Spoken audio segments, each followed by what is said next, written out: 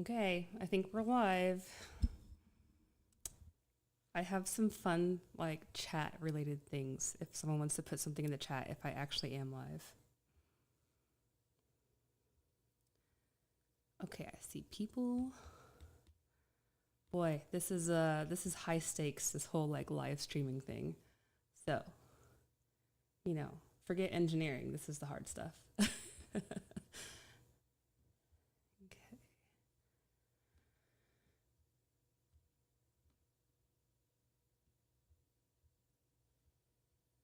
Okay, well, I'm going to wait for just a minute or two more. I'm going to wait for the first person to put something in the chat. How about that? Just a thumbs up, a smiley face. Yo, I like it.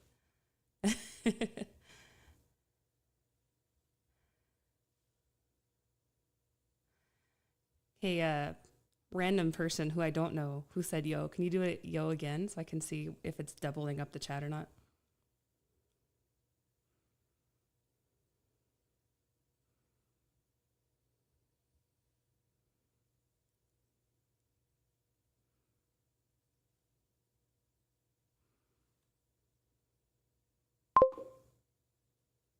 Cool.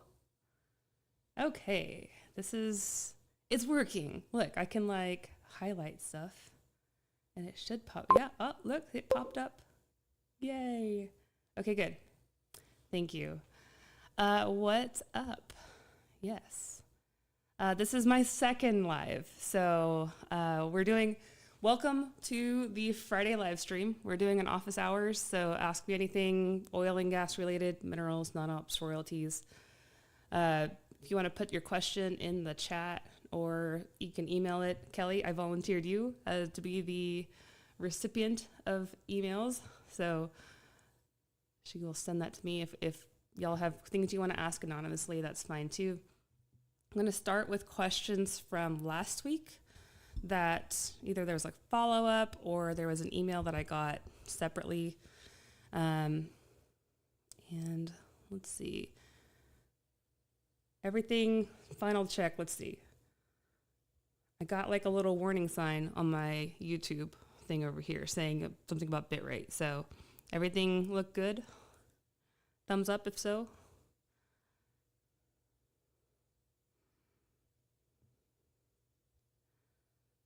I'm going to wait until Manor 2005 puts a thumbs up in the chat. And then I'll go on to our first question.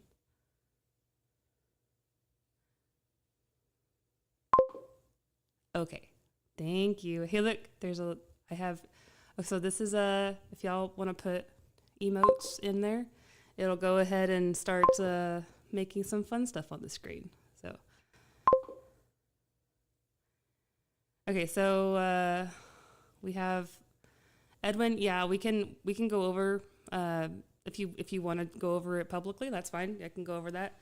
I'll hit a couple follow-up stuff from last week first, and then we will go on to live questions here. So we'll just let them stack up, let them start going, and then we'll get to it. So thanks for joining us. I'm slowly adding stuff to the live stream to make it a little more user-friendly and a little more like pop in, pop out, and keep up with what's going on. We will eventually chop the stuff into little like Q&As for the website and for our channel. So yeah, let's get on. So first question, so I have my questions over here. If I'm looking this way, I'm reading them. I'm trying to balance both things. So we had a question from last week related to something that was said on Bloomberg TV by Natasha Kaneva regarding deregulation of federal lands. And I hadn't heard that clip, and so I went and I hunted it down, and the clip basically said that, and this is amongst several other things that she was saying, it was how Trump would be reducing the price of oil, but yet also increasing the amount of oil being drilled, and how would that supply and demand work.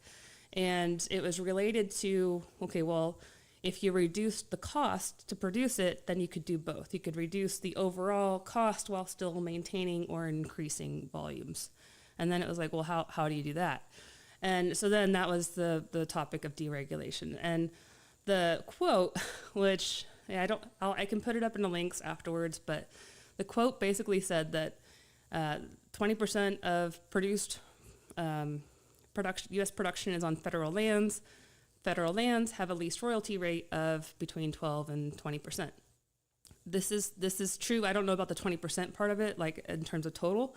I know that there is a lot of production on federal lands, and that federal lands do have a royalty because that royalty is the percentage that the oil and gas producer has to pay to the owner of the lands, which in this case is the federal federal taxpayer or us and as a whole. And so the quote basically said that would be going to zero. And that was bizarre because when I heard that, that would have been that is a massive news story if that is actually happening. So because if you do that math, that would be that much more economic for that many more producers to drill on federal lands. I mean, that's the whole point of why that would be a big story and why that would be impactful to lowering the price of oil while maintaining supply. So I figured, okay, well, that's a massive story. I can do a quick Google search to see where that, was that an executive order that came out? Was that part of, the 2025 mandate? Like where did that come from? I could not find anything. I even went through and read I'd take a high level approach to the grand scheme of how things are moving because it's easy to get lost in the minutia. I have enough minutia going on in following all the wells in the U.S. that I go down enough rabbit holes on my own, basically, is what I'm saying. So there was a possibility that maybe I just missed it, but there was nothing. I could find nothing, and there was no way that big of an impact to such a big industry would have, I like to think that it would not have gone unnoticed, but I would have expected something. But then at the same time, I would not have expected, so Natasha Kaneva, I can't remember the exact title, but she was head of commodities at one of the big banks. So you would have expected, and she was speaking very knowledgeably, very factually. I was checking off, yeah, that's true, as she was talking, and that was the first thing that I hadn't heard.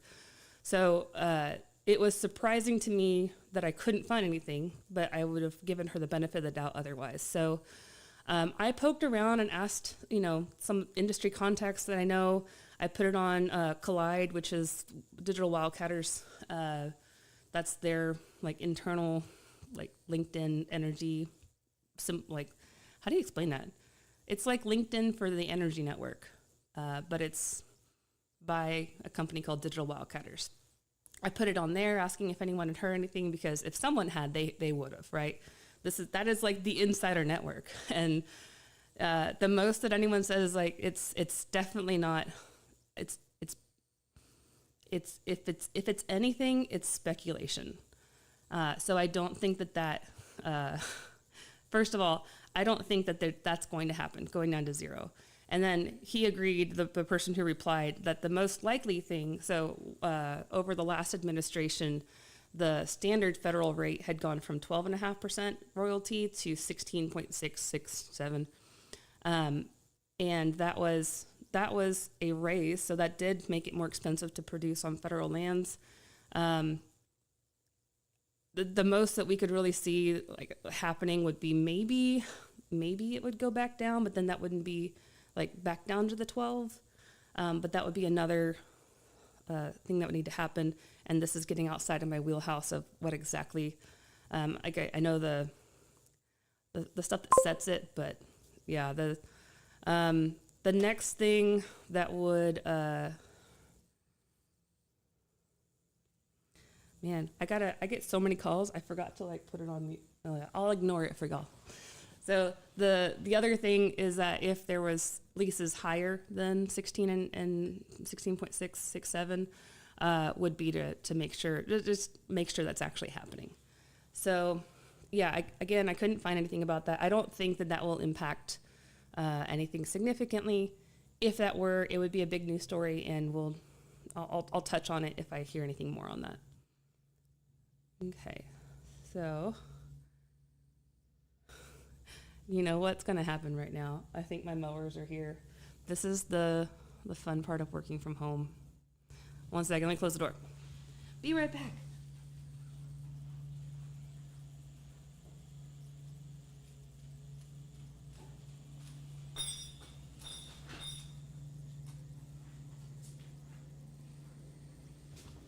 Oh my gosh. Okay, well, if they're gonna come, it's gonna be while I'm live streaming, of course, right?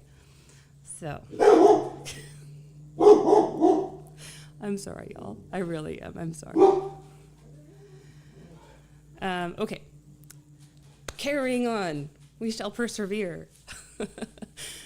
Okay. The next question that we received through email is related to parent-child things and parent-child effects. Oh my gosh, does anyone want a dog? I want her back, but for right now. Okay, let's see. I'm going to paste this into the chat, and then that way I can highlight it. Okay, so this one was received via email. Do child wells always underproduce parent wells due to lessened geologic pressure? Are child and infill wells the same thing?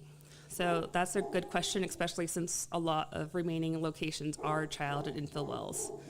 So first, just to get everybody up to speed, a child well is, if you think of parent-child, it's very similar. You have the first one drilled is the parent, and the second one that comes is the child. And now, how far away those are to where they are no longer considered a child of the parent, or if it's just like two parents, that's up for debate. It's reservoir specific. A lot of studies go into that, but the general rule of thumb is about a mile is, if I had to ballpark it and just give you a number, I'd say a mile. So the first well within a section, for example, the child effect would be, so that second well in the section, what we noticed as an industry is that the second well in the section, more often than not, was not as good as the first one. And so then a lot of studies went into saying what caused it to be worse, and then how close could you get before you started seeing that getting worse? Like, did you have to go a mile away? Is it if you just got too close? If it was too long of a time frame between the first one and the second one? So a lot of these thoughts of like, okay, how do we keep that from happening, basically, right? If we can keep that from happening, then you can predict performance, and then you can drill and make everybody happy still, if you can predict performance. So the issue is also that back in especially like 2016, 17, 18, before it was really, I mean, we knew it was happening. We didn't know the severity of how big the parent-child effect was, but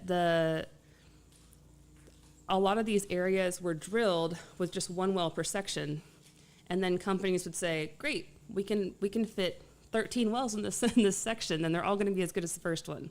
So then you had these massive valuations, and then that didn't pan out because the child wells, I mean, sometimes they're like 50% of the first one, which is massive when you're drilling a multi-million-dollar well and it's only half as good as it was supposed to be. You don't have that big of a margin that you're working with, especially not in 2016. So the parent-child effect, and then so then you also have the issue of you have all these areas where people drilled one well in order to hold the lease.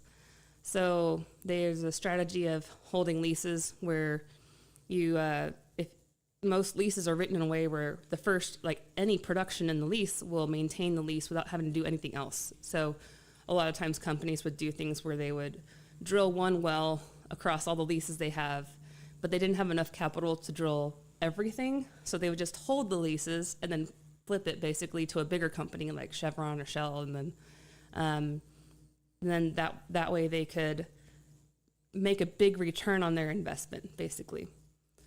But then you're left with all these parent effects.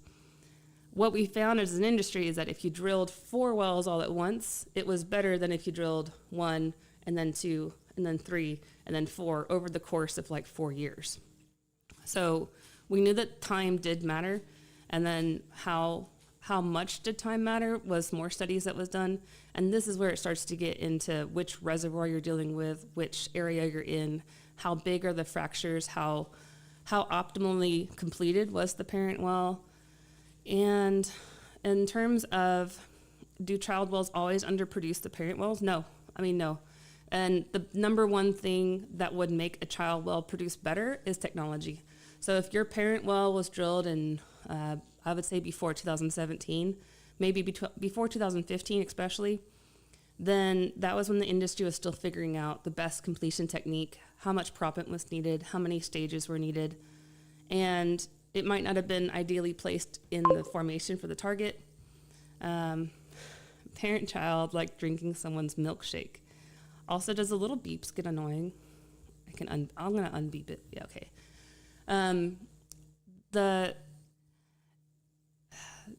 Sorry. Yeah, this is hard for someone who gets distracted easily, but I will get better at this, I promise. Okay, so what we found is if we could drill them soon enough, then it didn't affect it. And then also if you could put a good enough completion, then it didn't affect it. So there comes a point though where the reason that the parent wells normally did better was that they were hitting the big fractures. So that the areas that we found it affects most were places that are naturally fractured more than others. There's usually always some type of like natural fractures happening. It's just whether or not that's dominating the production or not.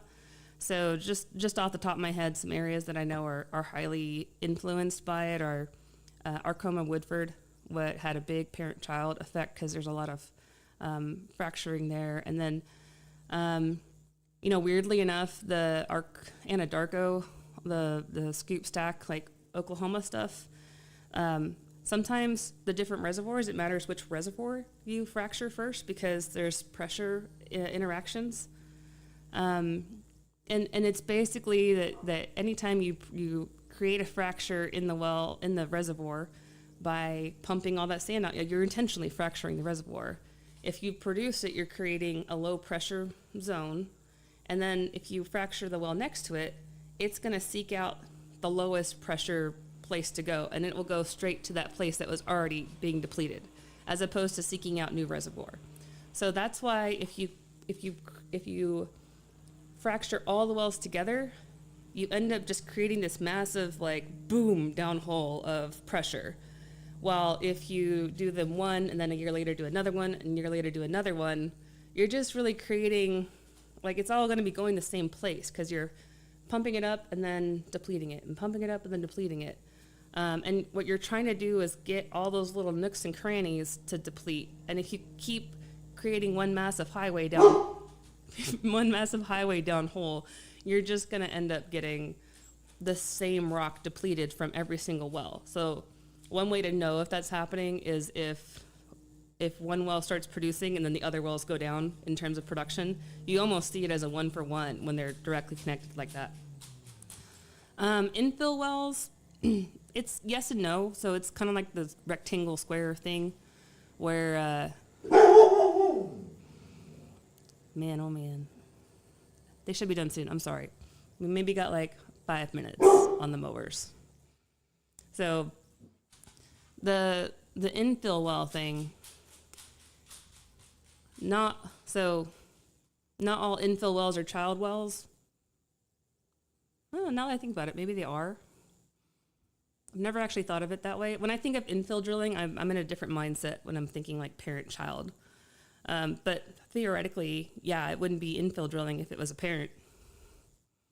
But when I think infill drilling, I would be more referring to there's existing wells, there's more potential to drain more reservoir if I put more wells in there. But infill wells could also be referring to I could drain the same reservoir faster if I were to put more wells in there and have more of a draw.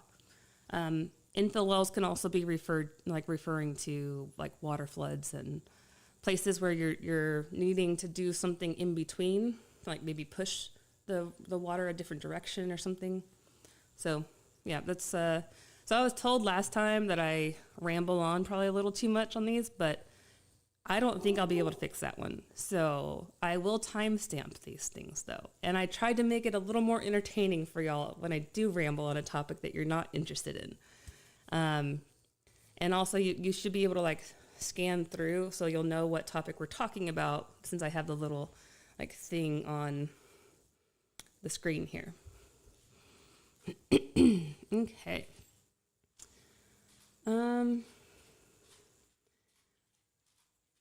Let's see. So another question, we'll do one more from email and then I'll hit, actually, now y'all are here. I'm going to hit the live ones and then I'll hit the ones that are through email when there's a lull. Okay. We'll just go in order. 1 minute though.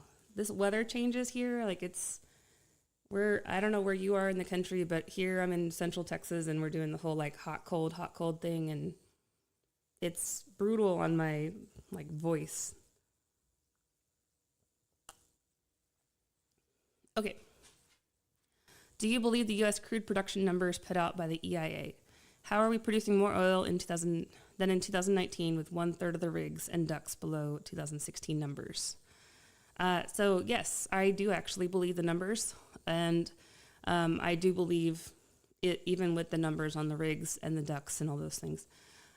If you think about, we'll handle rigs and DUCs separately because it'll make more sense when we explain it. So one of the industry trends right now is to drill longer wells, and it takes one rig to drill a 2-mile long well.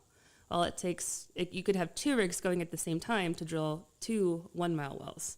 So I don't know if I know I just said a lot of numbers like back to back, but you're basically drilling twice the well with half the rigs, yeah. And so because that's the trend over the last 4 or 5 years, you're going to be getting very similar production rates with half the rigs. Now, that's not all that's happening. There's still 1-mile wells being drilled. There's still vertical wells being drilled. There's still plenty of other things happening than just a straight 2-to-1. And there were 2-mile wells being drilled back, 4 or 5 years ago also. But just that the ratio is changing. So that's happening. You're getting longer wells. And then you're also getting more efficient wells. So instead of, we've been figuring out how to get the most out of each well. So bigger fractures, more optimization of the wells that are there. The other thing that's at play is the DUCs. So if you want to think, the other part of that question there. So DUC is drilled uncompleted. And let's see, DUCs below 2016. So I would argue that a lot of the DUCs there's still a ton of wells that have been drilled but not completed. And so if you think back to what I was saying about the parent-child effect issue, where we didn't quite fully realize, Crystal, come here. Shh, I'm filming. Now she's complaining she can't go outside. The wells that we thought were going to be amazing. So parent well was amazing. Didn't realize the parent-child effect was so significant in that area. Drilled a bunch of other wells, and then prices crashed in 2016.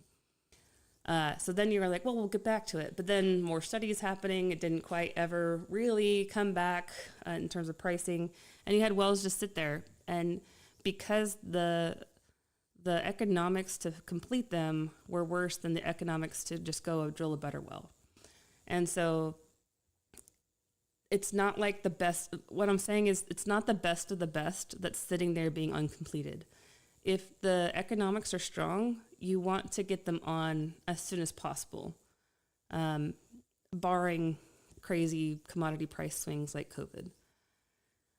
When you're making your decision to drill, you're deploying a lot of capital, and you have to, make a return on that, or else, the bigger the company, the more capital flexibility they have, and the bigger tranches of wells they might be drilling, and the longer they might leave the wells be DUC. One example is Chevron has a huge DUC inventory that's been sitting there forever in the DJ Basin, like Denver, and I'm still waiting on those.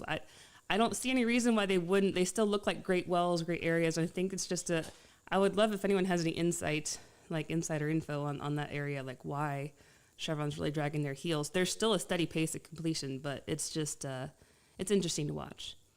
But, they're prioritizing the wells that make the most oil.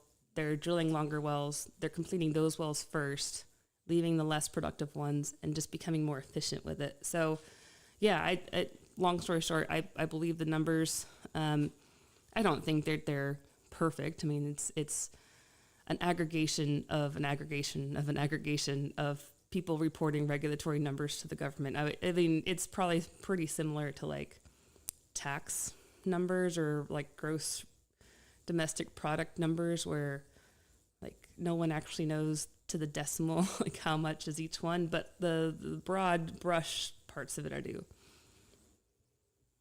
Okay. Next.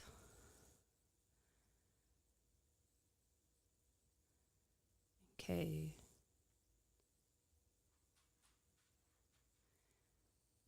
Well, let's see.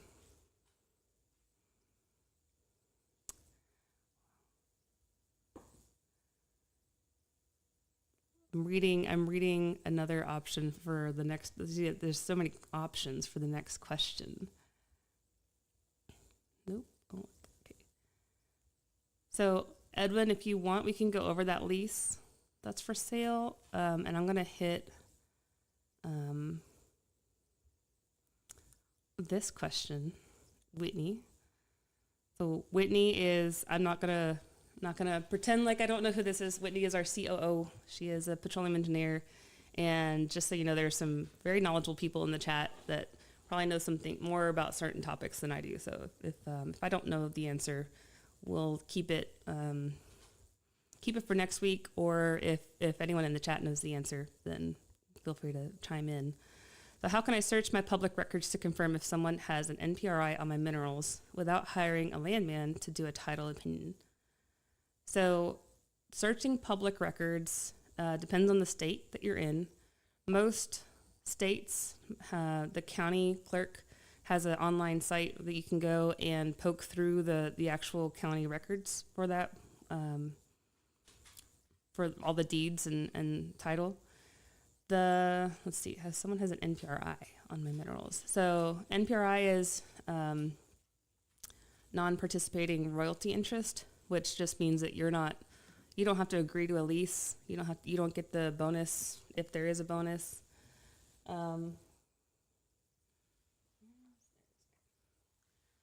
But the search public records, yeah. I think you could go to the county records and search your name, and at some point that NPRI would have had to been put into your name for you to have it. And if not your name, then the person you got it from, and if not their name, then the person they got it from. At some point it was established. So finding where it was established and when down the line. And for example, if it's in Texas, I like texasfile.com. You have to pay like $1 per page if you want to download it and keep it, like the actual document itself, or $2 to preview it. I'm not affiliated at all. It's real simple to search a lot of different counties that way.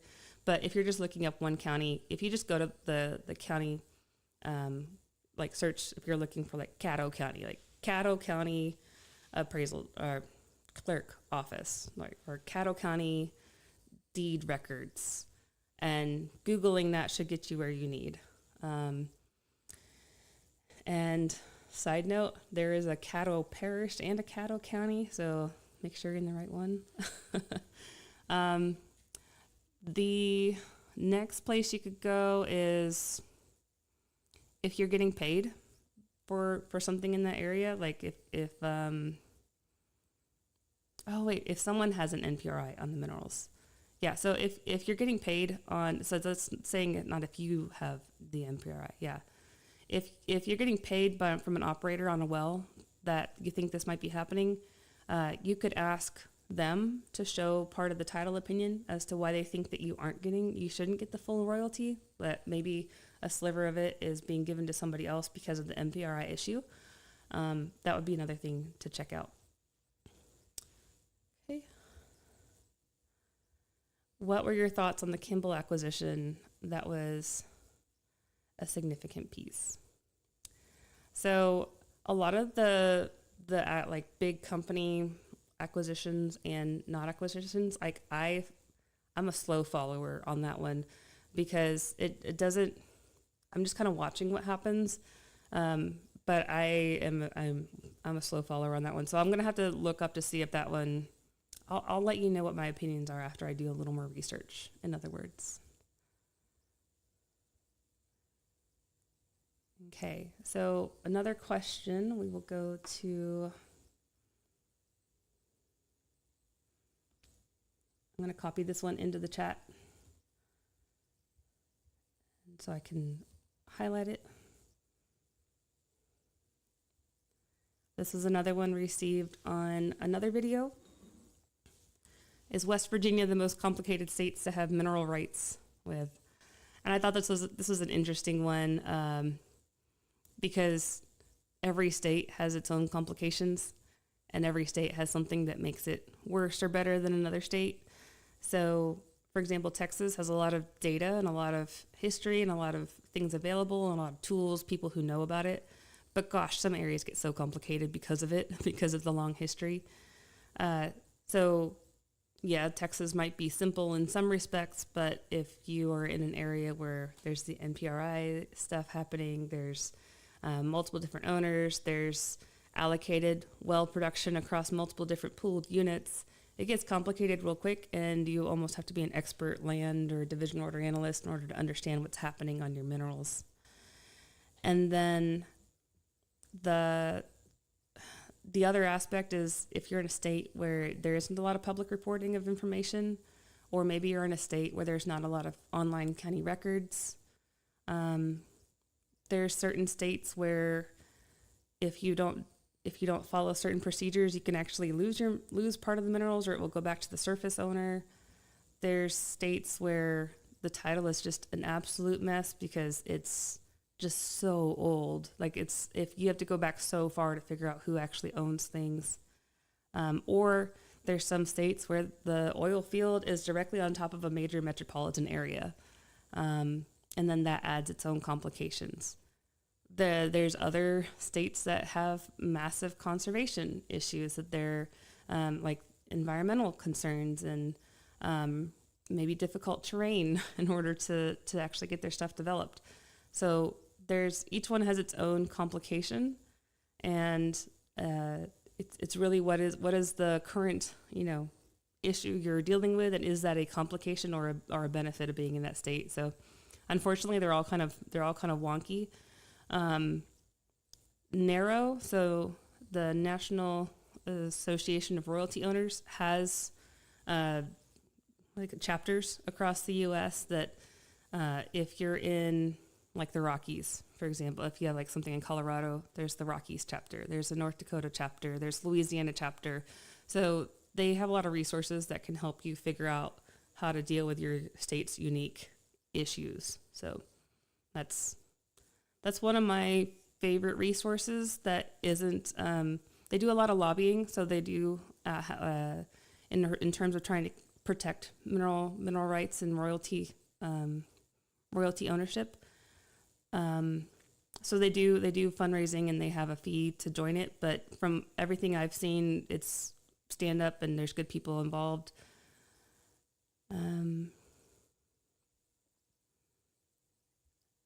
Could you go over leasehold? What is that? Sure. One sec.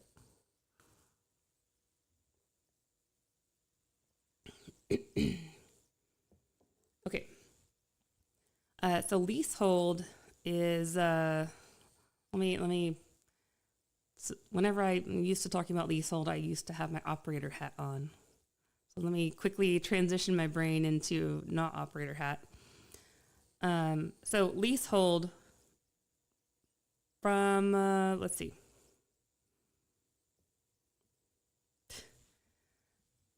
Whitney, are you in the chat still? I have a question for you.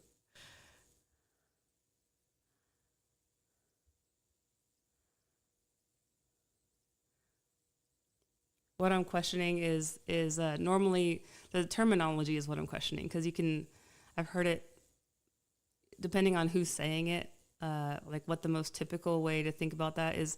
So leasehold either is the acreage that you are holding with a well. So you have the primary term, and then you have the leasehold. Like you have things that aren't held, and then you have the leasehold. Then so let's take it from that standpoint. So leasehold acreage, if it is held by production, if a lease, and we'll step back a minute just to make sure we're all on the same page. When a mineral owner doesn't want to spend millions of dollars to drill their own well, they partner with a company, an operator, to come and drill that well for them. So they lease the minerals to that company. And okay, Whitney, when I say leasehold acreage, what definition of leasehold acreage do you use? Is that the stuff that's held by production or the stuff that's not held by production? That's what I'm asking you. Okay, so okay, we'll back up. So when that mineral owner leases to the operator, there's a primary term on the lease, and that's usually 3 to 5 years. And during that 3 to 5 year period, they don't have to do anything on the property in order to maintain the lease. So they can just let it sit there, and they don't have to drill. They don't have to really do anything. That's their time to figure out what they want to do and prioritize it, get the funds, all those things. The latter one doesn't have production yet. Yeah, okay. During that period, you are at risk of not being able to drill that well and losing the lease. So normally the lease is either in the primary, like held only because it's in the primary term of the lease still, or it's held and extended by production. And so that extension of the lease by production makes it to where it's much less risky that you're going to lose it by not deploying capital and maintaining that lease through drilling. Each lease though can be different. Like there's continuous development clauses. Okay, I'm glad, Whitney, that you're like, I'd say both, because in my head I feel like I've seen it both ways now that I've been on both sides of the table. If it's under primary term or HBP. Yeah, I think that's probably a better way to think of it is leasehold, like maybe clarify what the person's saying. And I'm sure that there's a landman who you would put that question to. They're like, well, of course it's this, because everybody has the thing that they say, of course it's this too. But yeah, clarify that first. But if it's primary term, then that just means that there's no well that's maintaining it past the primary term, and you have to do something in order to keep it. If it's held by production, HBP, then that means that there's production and you don't have to do anything. You just have to produce the well. You're making money. So if everything you have is HBP and you're an operator, then you don't have to drill. You don't have to have rigs going. You don't have to have a plan to keep all the leases because you are under the clock. And so if you went out and leased a whole bunch of fresh acreage and you only had one rig and limited capital, you might be under the gun to try to prove that you can actually fit in enough wells to hold all those leases. And that's usually, if someone's saying the word leasehold, like how much is in this bucket versus this bucket. So I think that's probably enough for right now. Okay. What is this about pricing Midland to Brent, not WTI? Is it true, and why? So, I could see that. Normally when I think of pricing, I ignore Brent only because there's an additional layer of differential that's applied when I'm looking at oil prices. So there's the WTI, which is the West Texas Intermediate crude oil. It's like a certain benchmark of that specific type of crude is priced at. And it's similar to with gas, you have Henry Hub, which is a actual place in Louisiana where gas is being, bought and sold, and it's what gas is going for there. So similarly, WTI oil is the other benchmark, and that's usually what's used for the U.S., while Brent is usually used for Europe. So that's why it's weird if someone were to be comparing Midland oil to Brent, because it should be like the definition of West Texas Intermediate, right? Like you're there. Midland is West Texas.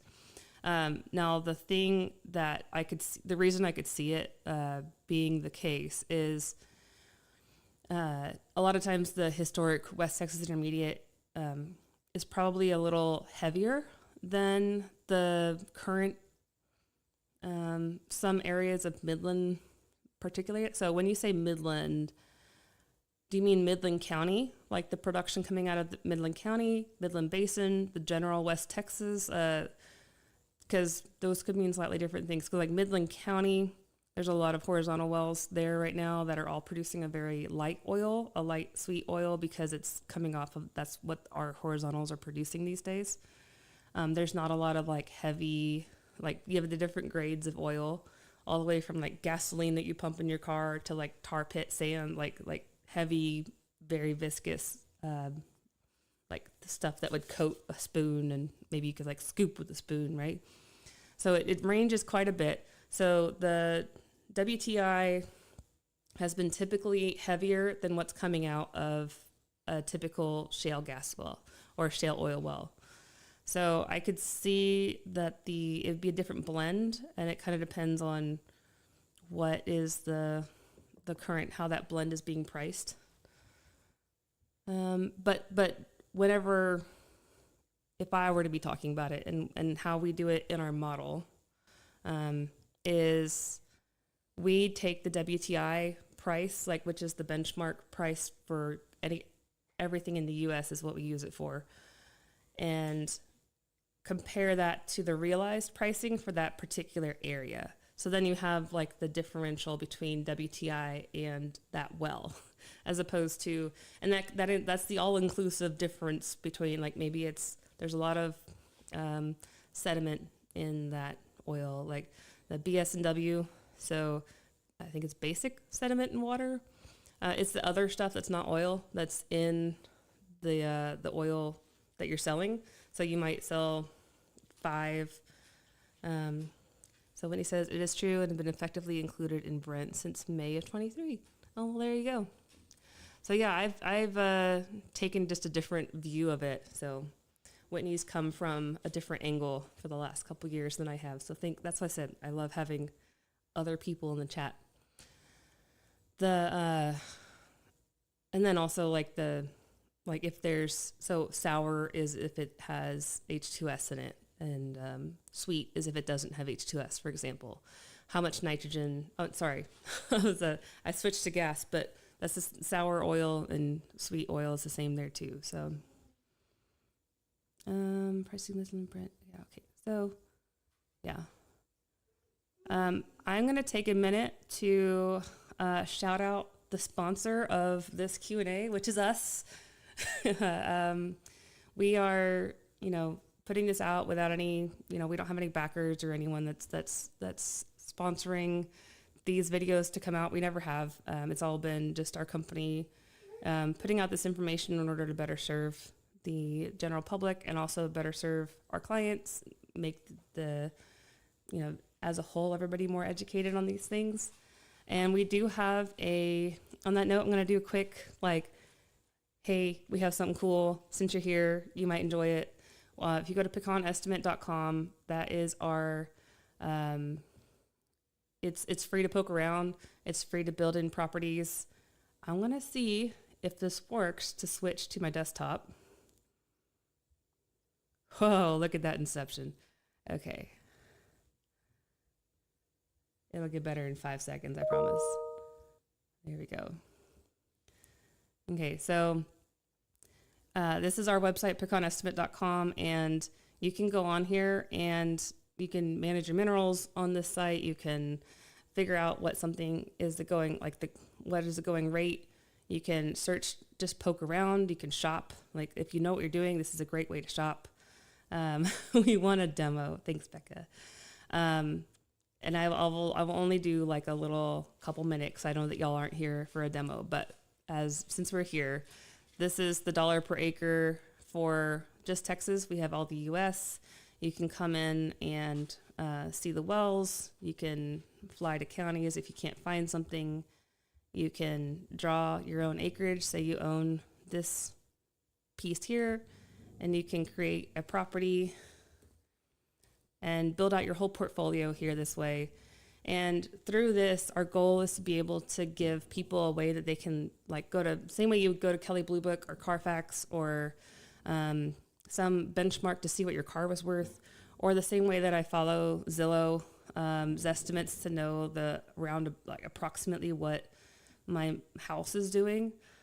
Even if I'm not looking to sell my house, I want to know what my house is doing. So for free, we give you an estimate, like a range, just so you know, like before I started in the oil industry, you could have told me a well made 1 million barrels a day and I wouldn't have known what that meant, if that was good or bad. And so similarly, you could say that you own 1 acre or 1 million acres in any county in the U.S., and I bet most people in the U.S. wouldn't have any clue if that was $1 or $5 million. Right? So we give you, if you know that you own 300 acres or 1 acre, we give you like, this is probably in this ballpark. Like, how much effort should you put into it? And then, so this is all free. And then if you do end up, I'm on, I'm on someone else's portfolio. So this is what you would see if you wanted to purchase it. So, it's $50 for a more detailed report. And then, once you have it, you're able to see all the wells, and we take it and estimate what your, I'm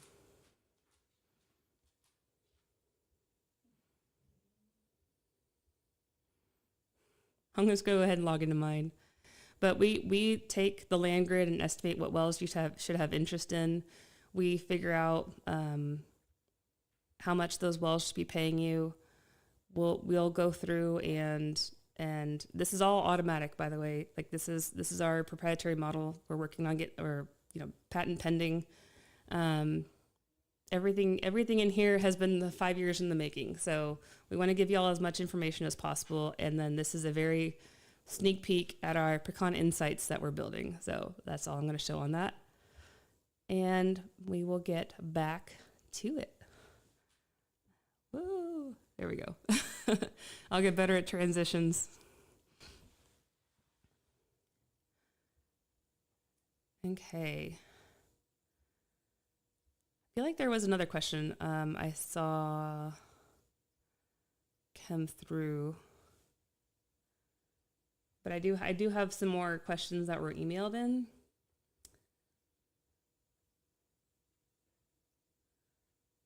Let's see.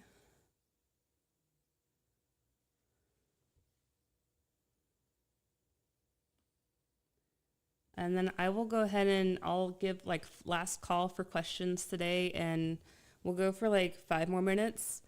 Again, if you have more questions that you'd like to be answered in a future live stream, feel free to email them. We can make it anonymous, similar to how these are being posted anonymously. Here we go. Or, if you want to have a one-on-one session with me, we have an engineer on call option. Right now it's $500. We've been having to up it because I just don't have any time left in the day.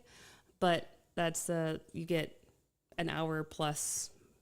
I end up spending too much time on those things, but I really like answering questions. So that's why we're doing these live streams. If it's a small question, and then if you have a more involved thing, we have that too. So the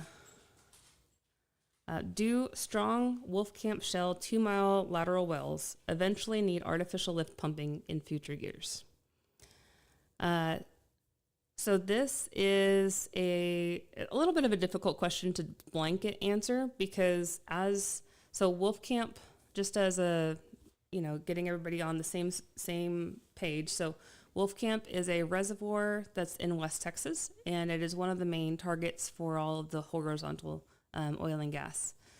There there's, like I said, there's a trend to drill 2-mile laterals versus a 1-mile lateral, and Wolfcamp is one of the primary targets. So the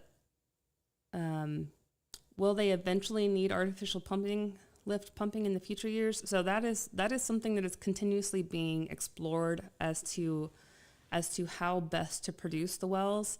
I would say if there's any significant amount of liquid that is being produced along with the gas, then yes. The exceptions is that the Wolfcamp is not the same ratio of oil to gas across the entire basin. There's some places where there's more gas and there's some places where there's less. And gas is going to be the thing that is providing the energy to get that liquid up to the surface.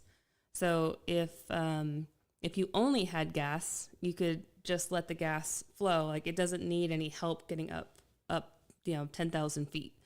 But if you have liquid like water and hydrocarbons that are coming along with the gas, that's when you need that gas to be pushing that liquid up the hole, or to be mixed in with the, like, it's just all one big, there's a lot of different, I'm dumbing down, I'm simplifying flow regimes, but if you have enough force in the beginning, it will all just flow together, and the gas just kind of pushes it up the hole. But eventually, when you lose that pressure and it starts to deplete, you get more liquid, less gas, and there's less pressure to push that up hole. So that's what this question is about. I would say most horizontal wells end up needing some type of artificial lift. But artificial lift is a wide range of things, and you might not always see it. So it might not always look like artificial lift unless you know what you're looking for.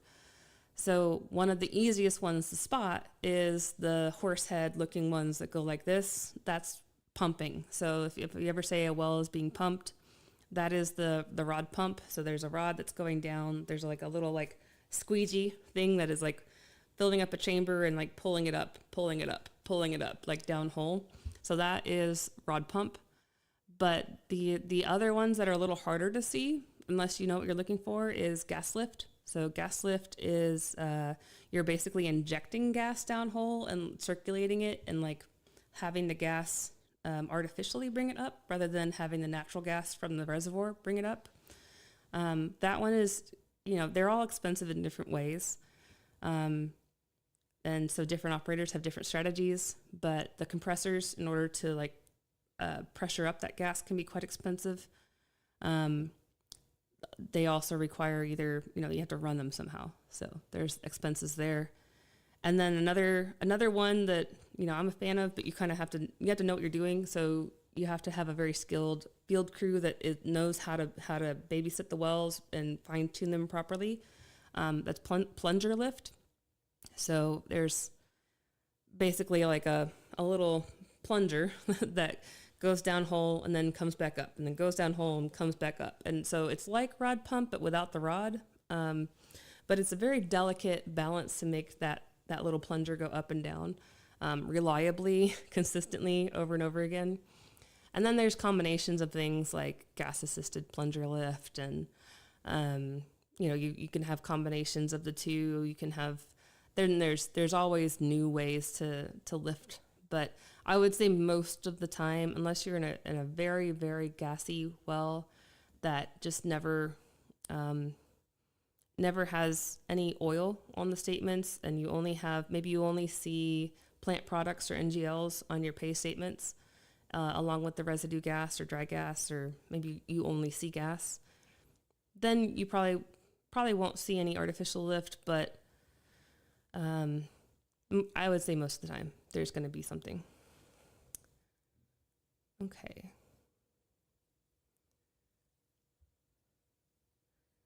Do you see oil going back up? From what I understand, the Bakken at these prices are not very profitable for anybody.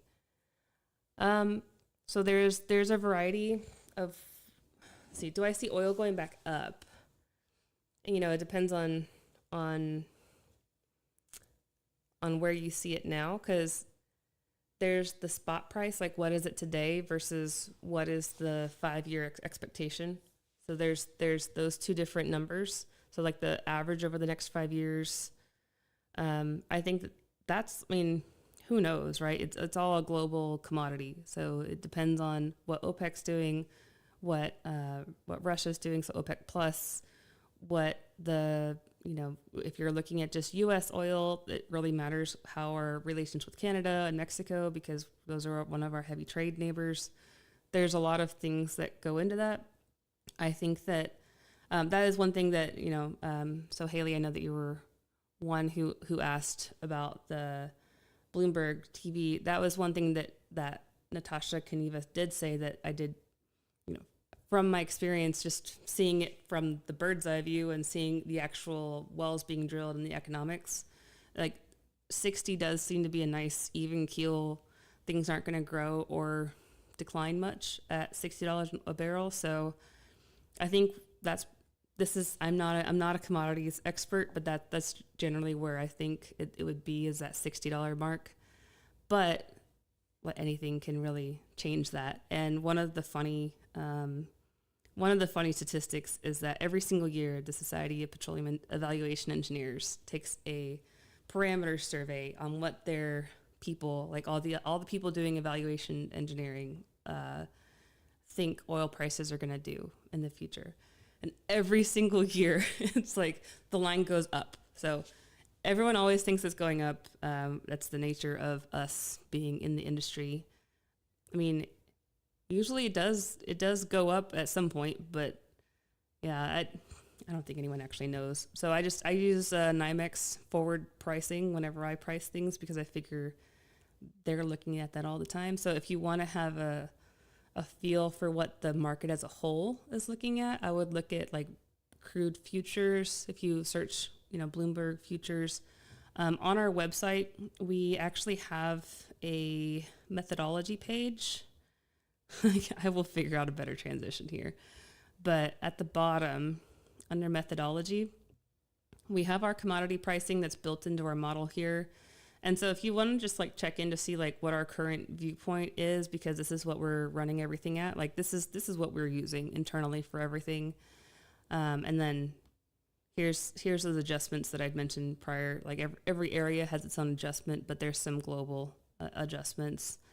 And then this also has, let me clear up this thing.